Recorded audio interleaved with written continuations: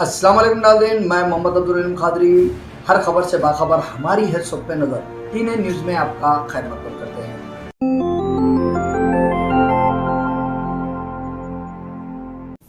और उसी दिन मैंने ट्वीट भी किया कि कैसे आचार संहिता लगे हुए समय में दिल्ली के मुख्य सचिव नरेश कुमार दिल्ली में दक्षिण दिल्ली से भारतीय जनता पार्टी के चुनाव लड़ रहे रामवीर सिंह विदुड़ी के साथ और भारतीय जनता पार्टी के नेताओं और आरडब्ल्यूए के साथ मीटिंग करते दिखे। ये जानकारी मुझे भारतीय जनता पार्टी के ही एक्स एमएलए ब्रह्म सिंह तंवर के फेसबुक प्रोफाइल से मिली, ये आप देख सकते हैं। और ये कहते हैं कल श्री राम, ये 25 अप्रैल को लिखते हैं, कल यानी कि 24 अप्रैल को कल श्री रामवीर सिंह विदुड़ी जी के साथ दिल्ली के चीफ सेक्रेटरी साहब के पास गए और लोकसभा एवं छतरपुर विधानसभा के विभिन्न विषयों को रखा। और इसके अंदर ये मुख्य सचिव की तस्वीर आप देख सकते हैं, जिसके अंदर रामवीर सिंह विदुड़ी और वहाँ पे अन्य लोकल लोग छतरपुर के बैठे हैं। ये चीफ सेक्रेटरी के कमरे से बाहर निकल के रामवीर सिंह विदुड़ी जी के साथ इन सबकी फोटो है। मैंने ये पत्र एमएचए को लिखा, इसलिए लिखा क्योंकि पिछले 2-3 महीने जब ये आचार संहिता चली, जब मुख्य सचिव को किसी काम के विषय में कहा गया, मीटिंग के विषय में कहा गया, हर बार मुख्य सचिव और अन्य अधिकारियों ने कहा साहब इस वक्त आचार संहिता लगी हुई है। तो आचार संहिता के चलते मोहल्ला क्लिनिकों के अंदर डॉक्टरों की तनख्वाहें रोकी गई और मैंने मीटिंग बुलाई तो मुझे कहा गया आचार संहिता लगी हुई है, डॉक्टरों की तनख्वाह रुकी रहे मगर आचार संहिता लगी हुई है इसलिए मीटिंग नहीं हो सकती। अस्पतालों के अंदर दवाइयों की कमी हुई तो मैंने मीटिंग बुलाई तो मुख्य सचिव ने खुद फाइल पे लिखा है कि क्योंकि आचार संहिता लगी है तो इस तरीके की मीटिंग नहीं हो सकती। चलिए ठीक है।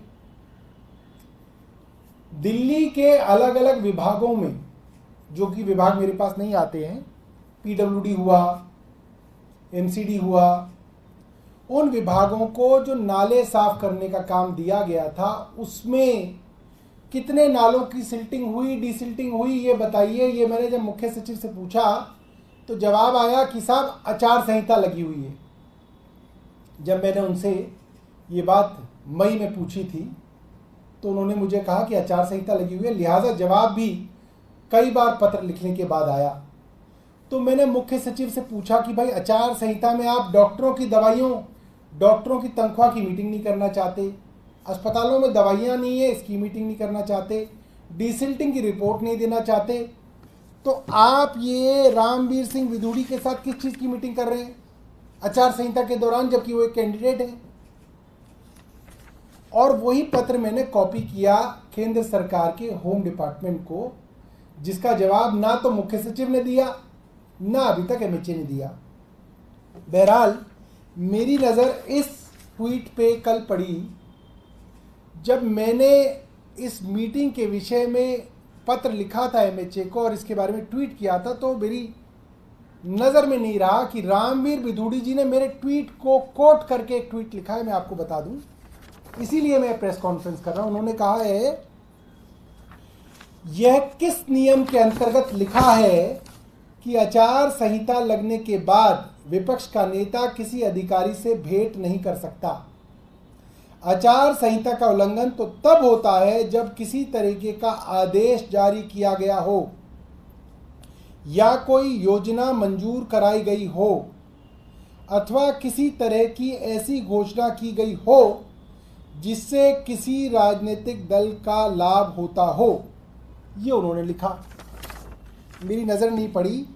हालांकि मैं मानता हूं कि रामवीर विदुड़ी जी काफ़ी समझदार और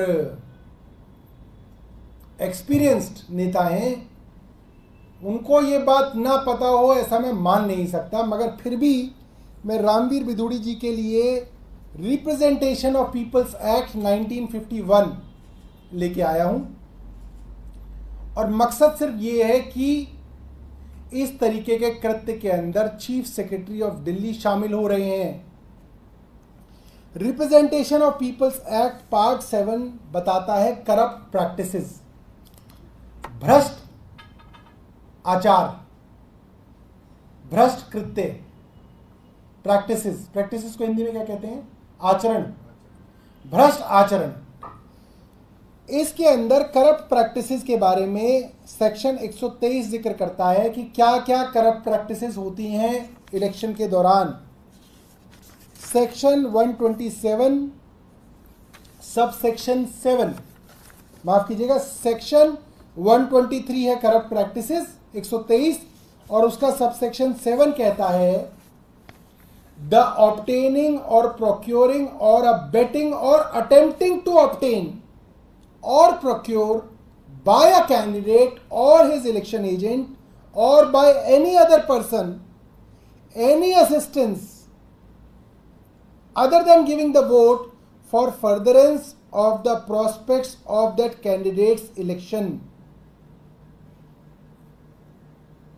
from any person or persons whether or not in the services of the government and belonging to any of the following classes। अब ये क्लासेस क्या हैं? इसमें सबसे पहला है गेजेटेड ऑफिसर्स, और इसके अंदर नीचे एच में है the class of persons in the service of local authority, university, government company, institution और कंसर्न और अंडरटेकिंग। ठीक है जी। तो ये सेक्शन ये कहता है कि कोई भी सरकारी अधिकारी यदि किसी कैंडिडेट की मदद करता है, मदद करने की कोशिश करता है, मदद करने जैसा दिखाता है, या कोई भी ऐसा काम करता है जिससे ऐसा लग रहा है कि वो उस इलाके में कुछ कर रहा है और वो वोटों को प्रभावित करता है, तो वो भ्रष्ट आचरण कहलाएगा, करप्ट प्रैक्टिसेस कहलाएगा, और इसकी सज़ा है कि इलेक्शन सेट असाइड कर दिया जाएगा, इलेक्शन खारिज कर दिया जाएगा।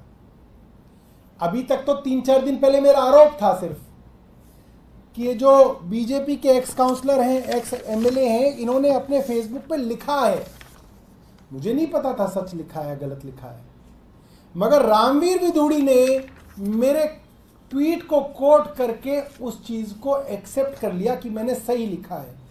मीटिंग तो हुई है और रामवीर सिंह विदुड़ी जी उसमें चीफ सेक्रेटरी से मिले हैं, और ये जो एमएलए साहब हैं इन्होंने खुद जो लिखा है उस पोस्ट पे लिखा है, कल श्री रामवीर सिंह विदुड़ी जी के साथ दिल्ली के चीफ सेक्रेटरी साहब के पास गए और लोकसभा एवं छतरपुर विधानसभा के विभिन्न विषयों को रखा।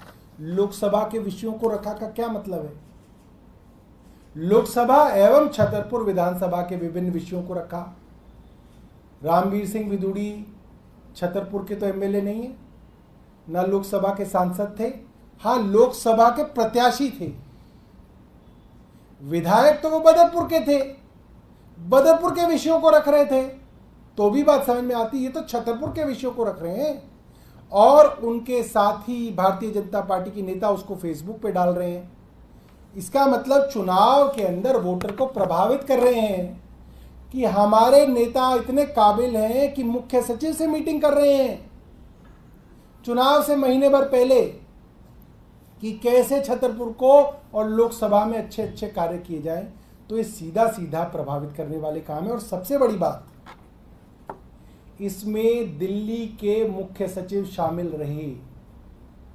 इस तरीके के भ्रष्ट आचरण के अंदर मुख्य सचिव शामिल रहे। इससे साफ पता चलता है कि वे इस चुनाव के दौरान भारतीय जनता पार्टी के एजेंट की तरह काम कर रहे थे। He was working like an agent of BJP. This is proved now. और ऐसे भारतीय जनता पार्टी के एजेंट की तरह काम करने वाले आदमी को पहले तो भारतीय जनता पार्टी की सरकार ने 6 महीने की एक्सटेंशन दी। क्यों दी भाई? दिल्ली में और कोई काबिल अफसर नहीं है? दिल्ली के अंदर तो बहुत सारे एक्सपीरियंस ऑफिसर हैं। दो तो एडिशनल चीफ सेक्रेटरी बैठे हुए हैं जो चीफ सेक्रेटरी के स्केल पे हैं, चीफ सेक्रेटरी की योग्यता रखते हैं, उनको नहीं बनाया जा रहा। पूरी दिल्ली के अलावा जितना भी यूटी कैटर है, ऑगमुट कैटर है आईएएस का, उसमें बहुत सारे दर्जनों अधिकारी हैं जो चीफ सेक्रेटरी बन सकते हैं। उनको क्यों नहीं बनाया जा रहा? इनको ही क्यों रखा जा रहा है? क्योंकि ये भारतीय जनता पार्टी के एजेंट की तरह काम कर रहे हैं।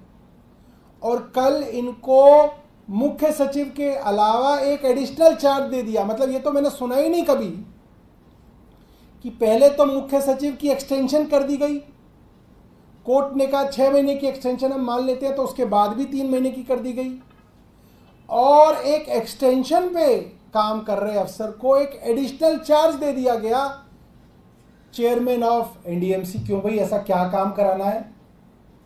ऐसे कौन से बिल पास कराने हैं? ऐसा क्या काम है जो पुराने चेयरमैन एनडीएमसी के नहीं कर रहे थे जो इनसे कराने की जरूरत पड़ गई? कोई ऐसी बात है तो बताई जाए। इसके ऊपर बड़े संदेह उत्पन्न होते हैं। क्यों एक अफसर को इस तरीके से एडिशनल चार्जेस दिए जा रहे हैं जो अफसर सीधा सीधा भारतीय जनता पार्टी के लिए काम करते दिख रहे हैं? तो मैं दोबारा से केंद्र सरकार के गृह मंत्रालय को ये निवेदन करूंगा कि इसके ऊपर कार्रवाई करें।